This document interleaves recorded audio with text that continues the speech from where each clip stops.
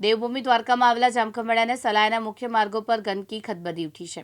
વારંવાર ઉભરાતી ભૂગર્ભના કારણે ત્રાહિમામ પુકારી ઉઠ્યા છે। ગટરના દૂષિત પાણીમાંથી પસાર થવા લોકો મજબૂર બન્યા છે।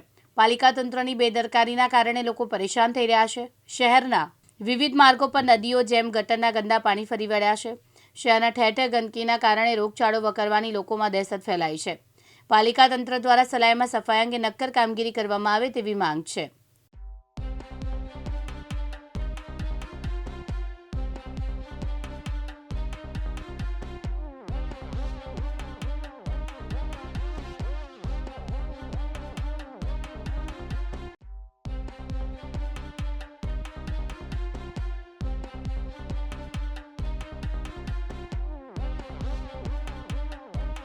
વિડીયો છે સલાયા નગરપાલિકા રોડ છે, શાક માર્કેટ છે, માધ્યમિક શાળા છે અને બે આંગણવાડી છે। આટલો બધો અહીંયા ગંદકીનો ત્રાસ છે કે ના પૂછો વાત।